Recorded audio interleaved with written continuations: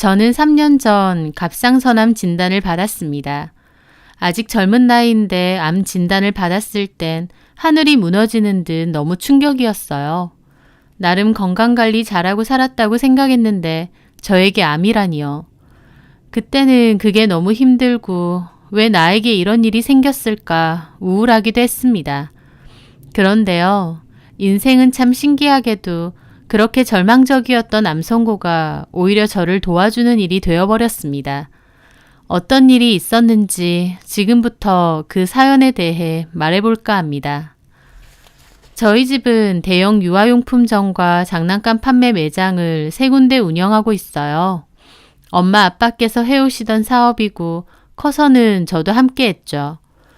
매장 규모도 대형 매장이라 크고 1층에는 유모차나 카시트, 2층에는 장난감이나 유아용품도 함께 판매하고 있습니다. 인근 지역에 2군데 지점이 있어서 부모님께선 그곳도 함께 운영하고 계세요. 제가 사업에 동참하고 나서는 온라인 사업도 시작했는데 온라인 사업은 제 담당입니다. 매장들의 직원 수도 꽤 되고 직원분들 복지도 좋은 편이라서 오랫동안 일하신 분들이 많아요. 가족 사업이긴 하지만 일하시는 직원분들도 다 가족처럼 잘 지내는 분들이죠. 저는 온라인 판매 담당을 하다 보니 매일 택배를 보내야 하는데요. 그 남자는 저희 택배를 담당해주는 택배 기사였습니다. 매일같이 보게 되다 보니 친해졌고 그러다가 대화도 하고 간단하게 차도 한 잔씩 할 때가 있었죠. 그 남자의 나이는 저보다 2살이 어렸는데 부지런하고 싹싹하고 어른스러웠습니다. 저희가 보내는 물품들이 다 크기가 크고 무거운 것들인데도 늘 웃는 모습으로 싹싹하게 일을 잘하셨어요. 그런 걸 보면서 성격이 참 좋다고 생각했죠. 그러던 어느 날 저한테 그러더라고요. 개봉한 영화 같이 보러 갈 생각이 있냐고요. 쭈뼛거리면서 묻는 그 남자는 너무 쑥스러워했고 그 모습이 귀엽게 느껴졌습니다. 그래서 저도 그 영화 보고 싶다고 보러 가자고 했어요. 그렇게 저희는 저희 매장 안이 아니라 밖에서 따로 보게 되었는데요. 옷도 멀끔하게 잘 입고 나온 걸 보니 일할 때와는 다른 느낌이더라고요. 저희는 영화도 보고 식사도 하면서 데이트를 했습니다. 그렇게 저를 집에 데려다 줄 때 그 남자가 그랬습니다. 사실은 저에 대한 마음이 있는데 고백을 해도 되는지 모르겠다고요. 자기는 직업도 택배기사고 사는 형편도 그렇게 좋지는 못하다고 하면서요.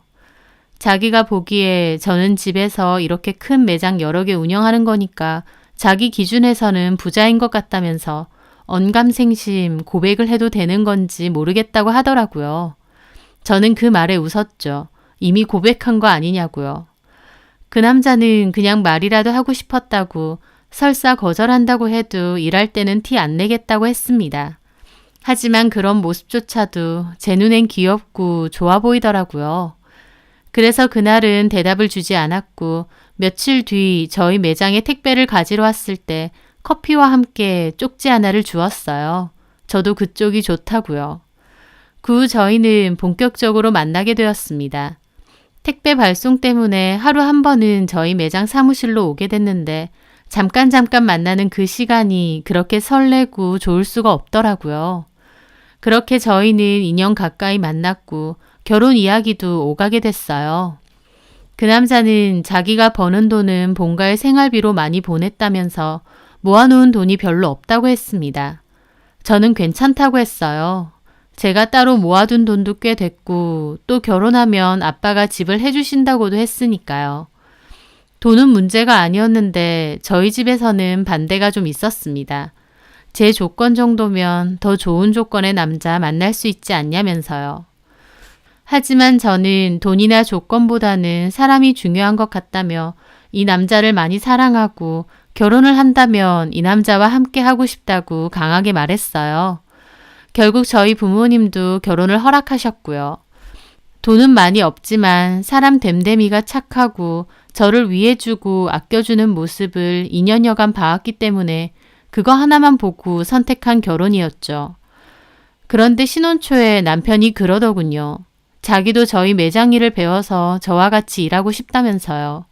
판매직도 괜찮고 제가 하는 온라인 사업부에서 일하는 것도 괜찮다면서 다 배울 준비가 되어 있대요.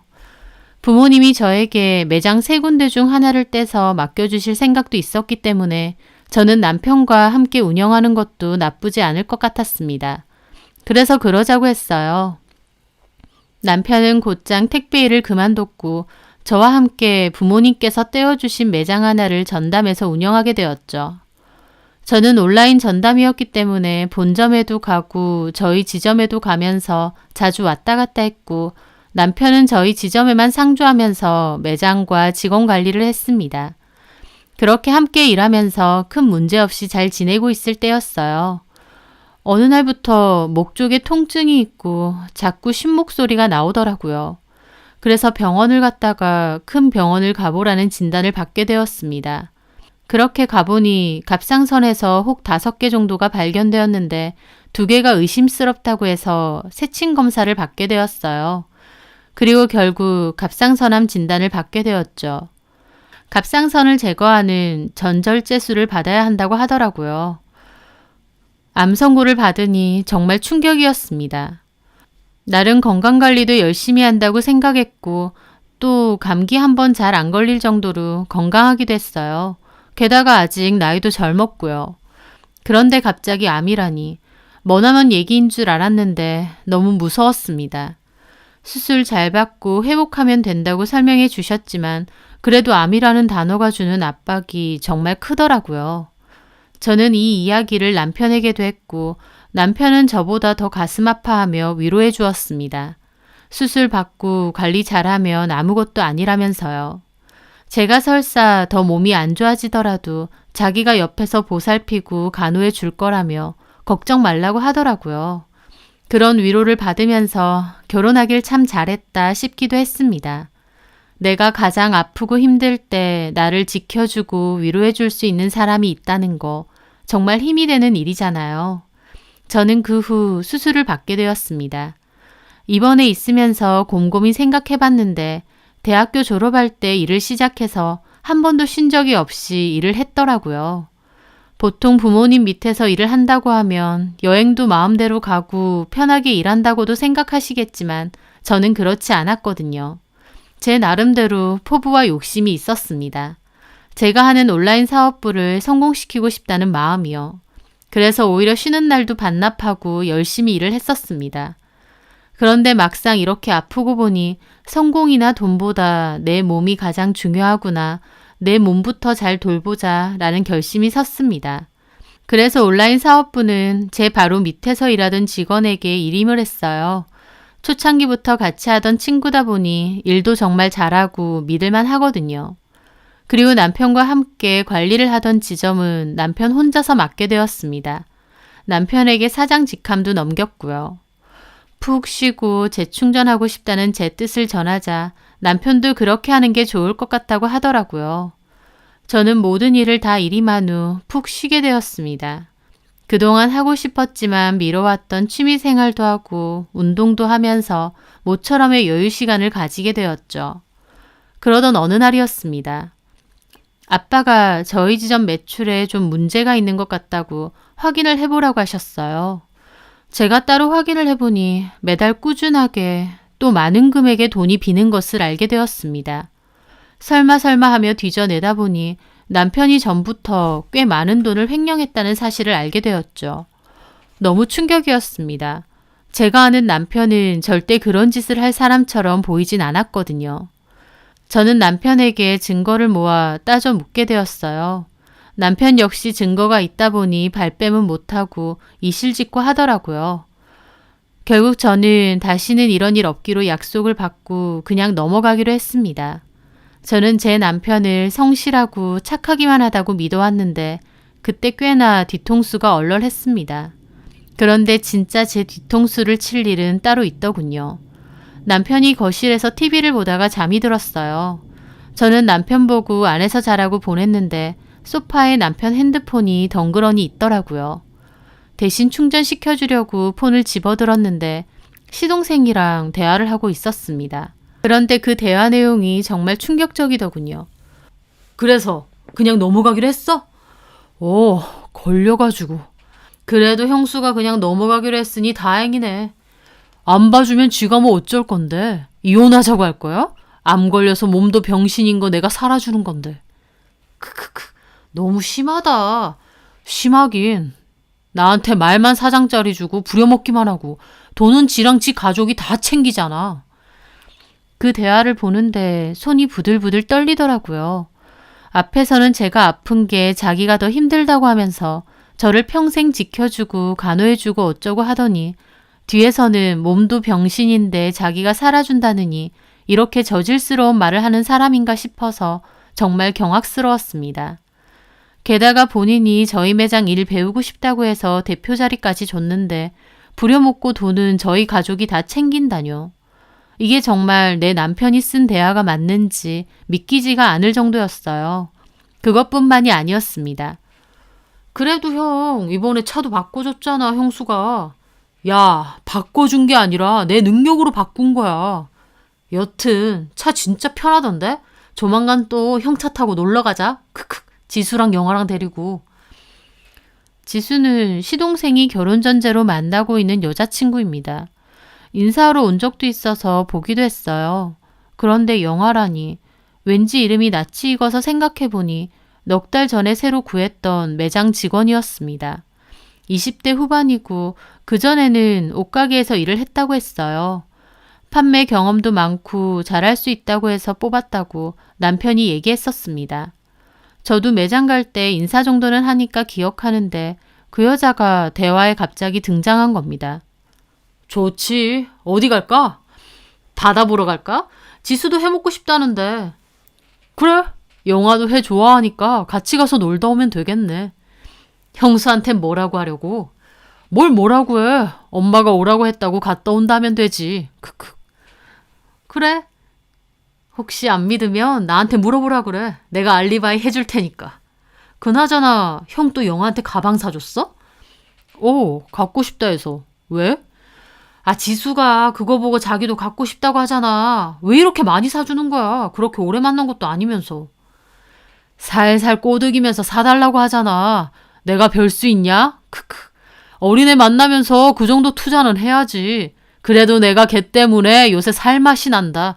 늙은 와이프랑 살다가 10살이나 어린애 만나봐. 영아 걔는 형이 거기 사장인 줄 알지? 내가 사장 맞지 뭐. 그래, 그런 걸로 해, 그럼. 그걸 보는데 저는 남편이 바람까지 핀다는 것을 알았습니다. 그것도 저희 매장에 새로 들어온 직원과요. 그때의 배신감과 충격은 지금도 잊혀지지가 않습니다.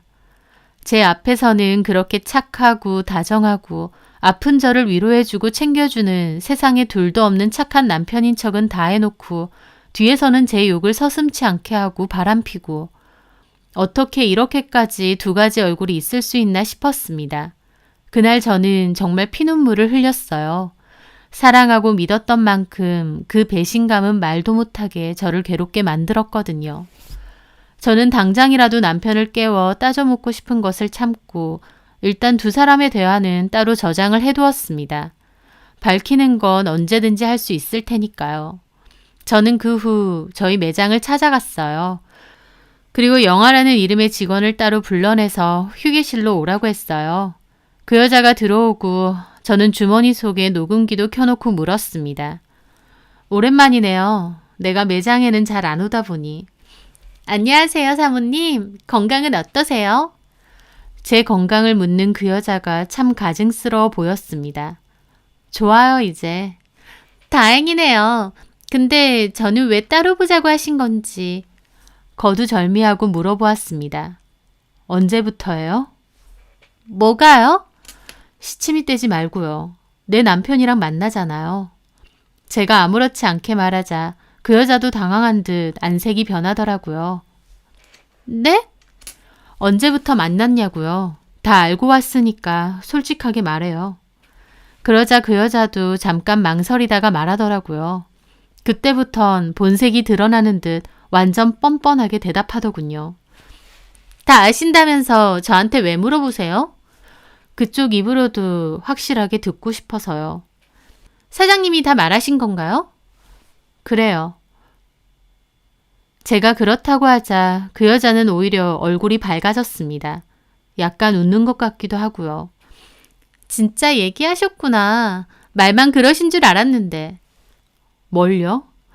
사모님하고 이혼할 거라고 그러셨거든요. 저보고 조금만 기다려달라고. 그땐 그냥 하시는 말인 줄 알았는데 진심이셨구나 싶어서요. 기가 막혔습니다. 그 사람이 나랑 이혼할 거라고 했어요? 네, 그래서 얘기하신 거 아닌가요? 뭐 아신다니까 저도 말씀드릴게요.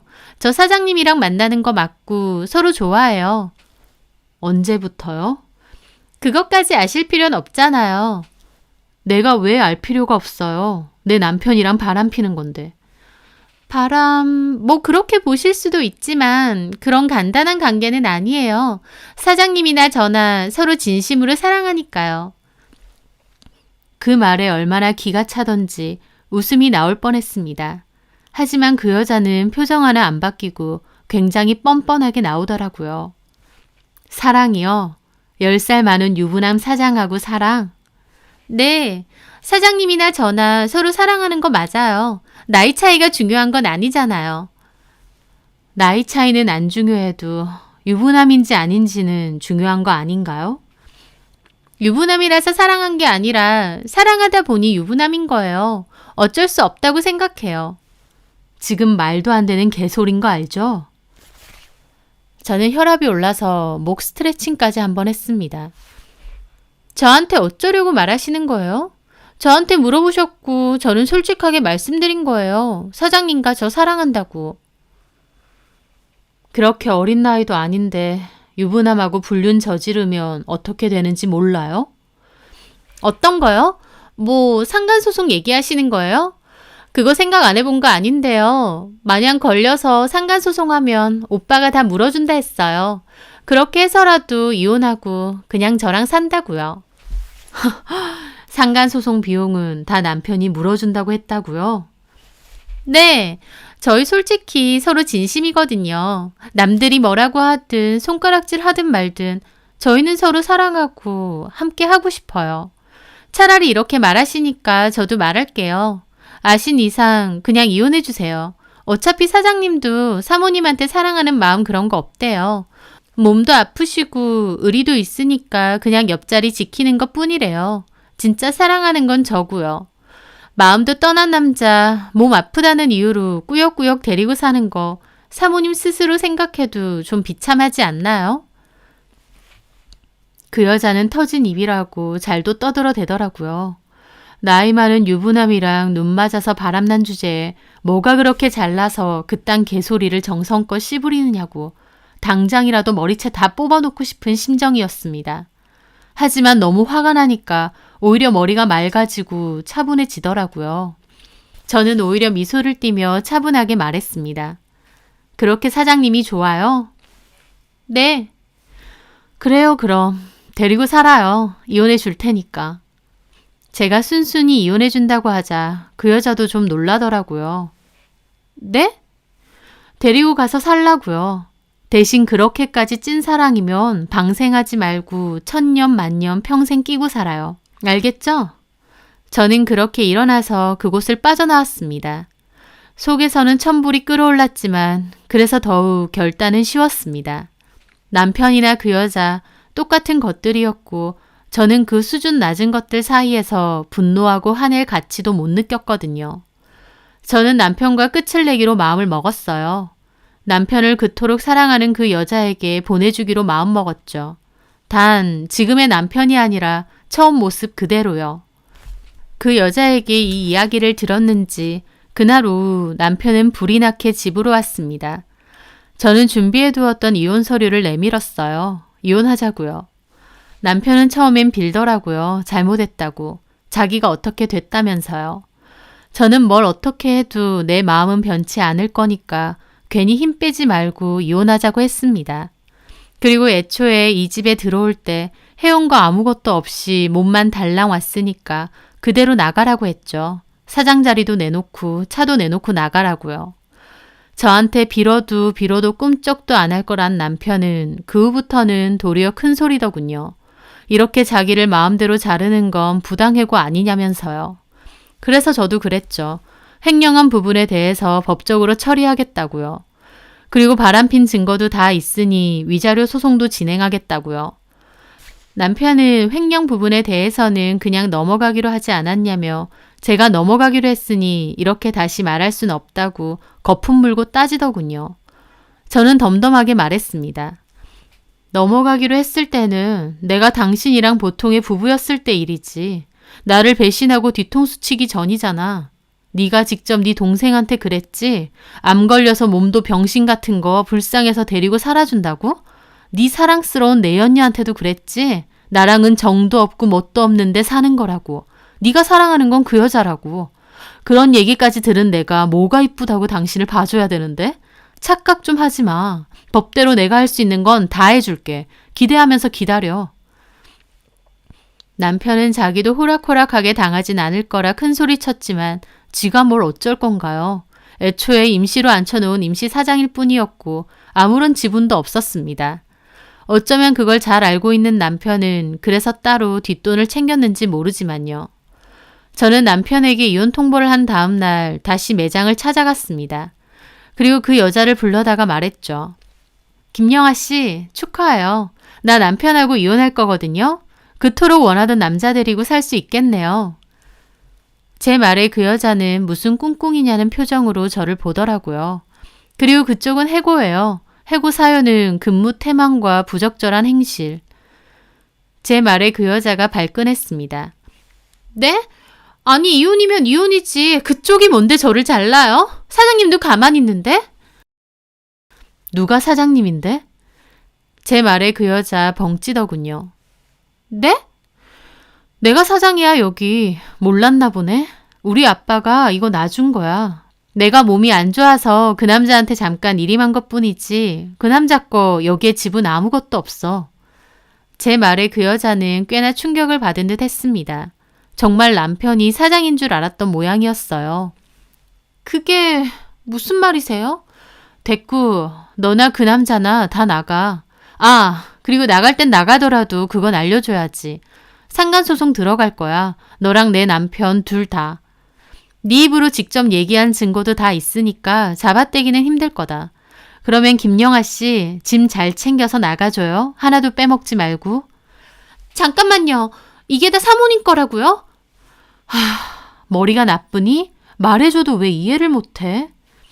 아닌데 사장님이 자기 거라고.